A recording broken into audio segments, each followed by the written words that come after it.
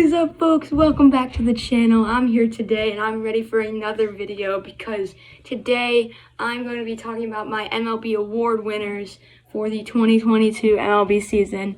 I'm so excited for this because there are so many guys that deserve so many of these titles, but sometimes they don't get it. And I really like these kinds of videos from other YouTubers too, because there's a lot of banter that can go on, in the comments, if you don't agree. So feel free to do that in my comments. I will be looking at them just to see if I agree or disagree with you, and share with me your thoughts and feelings.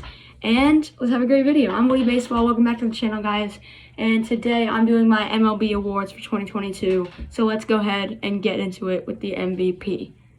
Folks, so we're going to start off with the NL MVP, and obviously I got to go with Juan Soto because the guy is just so good that, you just can't argue against him, because the guy's numbers the last couple of years, he's had way more, so many more walks than strikeouts, which is amazing.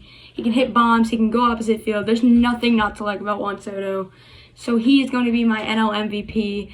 Let's go ahead and talk about the dark horse. I'm picking Francisco Lindor for my dark horse, just because he had a down year last year, but I really think he's going to bounce back this season. He's already made some good contact. He had a home run yesterday for the Mets. So I think Francisco Lindor is your dark horse to win MVP in the National League. I have Juan Soto winning it this season.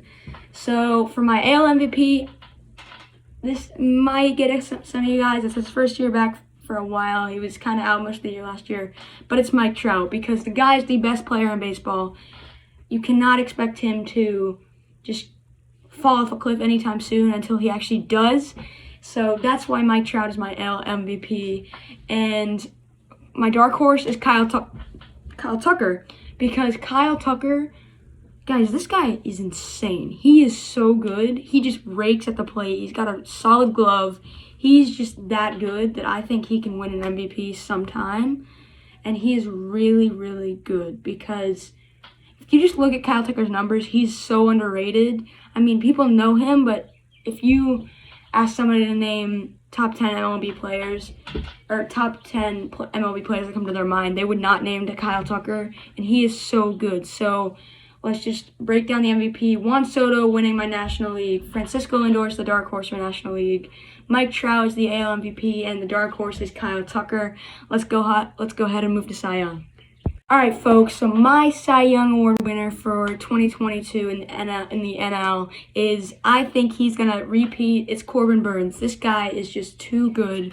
His stuff is electric. His pitches move so well, and he just has a very, very good defense behind him. So with that team's defense, and I think how Corbin Burnes will actually pitch, the guy's just so good, and he will eat innings for you as well. That's why he is my NL Cy Young winner. So for the dark horse, I actually have another Met. It's Tylor Megill, and you might be thinking, who's Tylor Megill? But guys, Tylor Megill, his first start was legit. He threw 6 innings of no run ball, 3 hits or something. And I really think Tylor Megill can make a push this season if he can just get past his innings problem. And I may be having a little bit of bias right here, but that's just what I think. So Tylor Megill, he's my dark horse.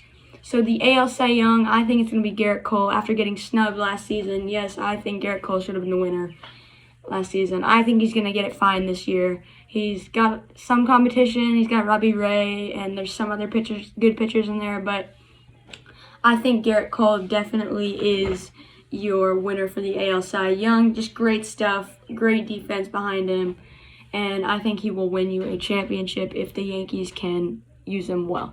So for the dark horse in the AL, I have the comeback kid, Noah Syndergaard.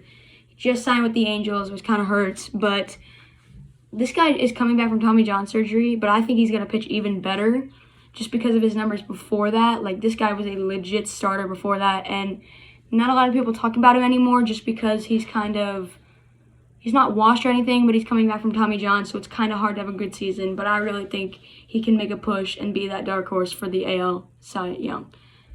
Folks, let's move on to Rookie of the Year. And for Rookie of the Year in the National League, I have Hunter Greene, and here's why. Hunter Greene, this guy pitches 100 miles per hour or higher consistently, and he has the best stuff I've seen from a rookie pitcher in a while. Hunter Green is a very, very scary guy, and I think the Reds got an absolute banger of a player by bringing him up.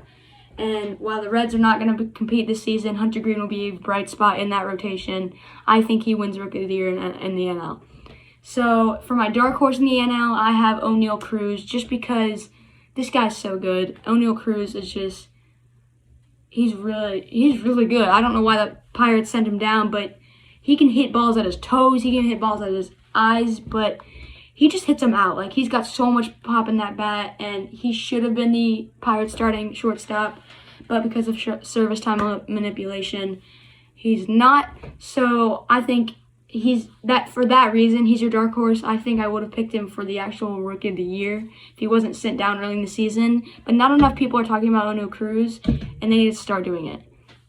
So for my AL Rookie of the Year, I have J-Rod, Julio Rodriguez. He's going to be in my video for Super Mega Baseball, doing my prospect team build, like super prospect team build. But Julio Rodriguez, guys, this guy that you want to mark on your calendar, be like, next 2 years winning a MVP, I guarantee it. This guy is so good, and I think he makes a case to win MVP this season, let alone the AL Rookie of the Year. I mean, I know there's Bobby Witt Jr. and Spencer Torkelson, and there's so many good guys like Adley Rutschman all getting caught up this season. But this guy, J-Rod, Julio Rodriguez, is a real deal, and I think he beats out all of them. He is my AL Rookie of the Year. And for my dark horse, I have Riley Green, just because he was injured. He probably would have been that starting right fielder for the Tigers, but he was injured to start the season. And not enough. He's kind of getting shadowed by Spencer Torkelson, Adley Rutschman, J-Rod, Bobby Witt Jr., all those guys. So I think he's a very solid dark horse to have just on your brain. Just keep him in the back of the brain, because I think he could make a push for the AL Rookie of the Year.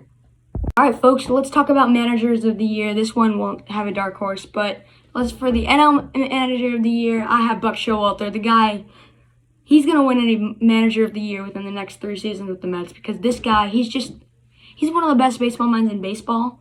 That was funny, but he's got one of the best minds in baseball, and he will put every player out there. The guys that are hitting well, he'll put up the order. Like, he doesn't care if you're not that great of a player. He will put you out there, and he will help you win.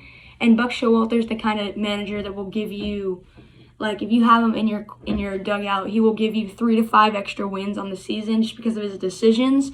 So yeah, Buck Showalter, NL Manager of the Year. Keep a lookout on it. And for my AL Manager of the Year, I have Rocco Baldelli of the Minnesota Twins. Guys, the Twins are going to make another push this season, and after their horrendous season last year, I think the Twins really have a legit shot by the end of the season to be a top 10 team in baseball. They have the core guys, they have the manager in Rocco Baldelli, and I think he just puts together a great season this year, and I think the Twins could be a very sneaky playoff team, and Rocco Baldelli will lead them there. Well, folks, just because I'm having fun, let's go ahead and talk about the All-Star Game team victory that I think will happen. I think the American League will win the All-Star Game just because the American League has so many superstars, and I'm not saying the National League doesn't, but the last 7 years the American League has beat the National League just because of how good they are in that. So I think the American League beats the National League in the All-Star Game. And let's talk about the Home Run Derby winner. Obviously, it's my guy Pete Alonso, the polar bear. He's just won the last 2 seasons. Best home run hitter in baseball. Best raw power guy in baseball, maybe besides Vladimir Guerrero Jr. But Pete Alonso wins the Derby again for a 3rd straight season to make history. So, guys, that'll wrap it up here. I really hope you guys enjoyed this video. I put a lot of time and effort and research into it. So please leave a like and subscribe. I'm Woody Baseball, and I'll catch you guys later. See ya.